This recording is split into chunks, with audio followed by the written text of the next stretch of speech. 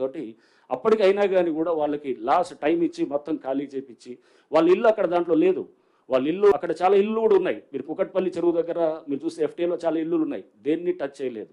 మీరు చాలా స్పష్టంగా ఇది తెలుసుకోవాలి. అంటే ఇల్లులు ఉన్నవాళ్ళు నిన్న చూశాను, ఎవరో పెద్దమ్మ బుచ్చమ్మ అని చెప్పి ఆమె ఆత్మహత్య చేసుకున్నదని చెప్పి చాలా బాధ అనిపించింది. ఎందుకంటే అరే ఒక పెద్దవిడ ఇట్లా ఆమె ఇది ఆత్మహత్య చేసుకోవటం అనేది ఇటువంటిది మనం దీనికోసం కాదు, హైడ్రా అనేది ఉద్దేశాల కోసం పెట్టింది కాదు. ప్రభుత్వం ఈ ఉద్దేశంతో ఇది ఈ లక్ష్యాలతోటి ఈ ఇన్స్టిట్యూషన్ ఫ్లోట్ చేసింది కాదు. ఈ బుచ్చమ్మ అనే ఈమె చేసుకోవడానికి కారణం అక్కడ ముగ్గురు ఎవరు ఆడపిల్లలు ఉన్నారు.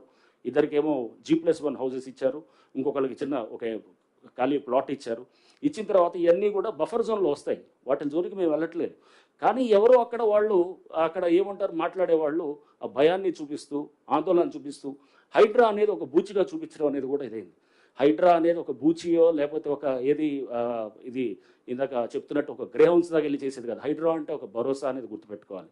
ఈ వ్యవస్థల్ని ఇదంతా ఇది నుంచి వర్షాల నుంచి కాపాడటానికి ప్రయత్నం చేస్తున్నటువంటి ఒక ఇన్స్టిట్యూషన్గా తీసుకోవాలి. అంతేగాని దీన్ని బూచిగా ఒక రాక్షసిగా చూపిస్తే కనుక రేపు మన ముందు తరాలకి మన చెరువుల్ని కాపాడుకోలేము, మన పబ్లిక్ ల్యాండ్స్ కాపాడుకోలేము.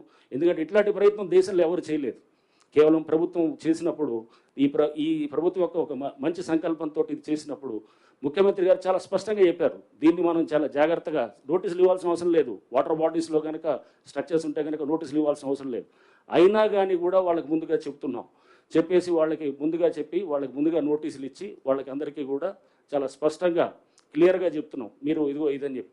అయినా ఇంకా కొంతమంది సీరియస్గా తీసుకోకపోతే ముఖ్యమంత్రి గారు మాకు చెప్పడం కూడా చాలా స్పష్టమైన ఆదేశాలు ఇచ్చారు.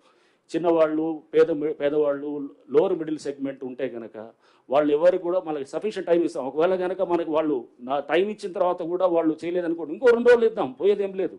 తప్పకుండా దాన్ని అంటే ఇప్పుడు మాడిఫైడ్ దీంట్లో కూడా వాళ్ళని ఆ చిన్నవాళ్ళు పేదవాళ్ళు ఉంటే కనుక ఆ స్ట్రక్చర్స్ని ఎక్కడ కూడా మేము చేయము.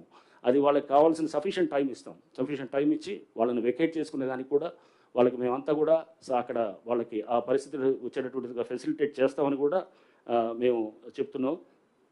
దయచేసి ఏంటంటే హైడ్రాని ఒక భయం కింద ఒక బూచి కింద చూపించడం మానేయాలి. ఫస్ట్ దీనికి చాలా హైప్ ఇచ్చేసి రేపు హైడ్రా వస్తుంది, కూల్ చేస్తున్నారు, అది చేస్తున్నారు అనేది కాదు. హైడ్రా అనేది ఒక బాధ్యత, ఒక భరోసా అనేది మళ్ళీ ఒకసారి మీ అందరూ కూడా నేను చెప్పదలుచుకున్నాను. అవనండి అయిన తర్వాత మీరు చెప్పండి, వీల్ టేక్ యువర్ క్వశ్చన్స్.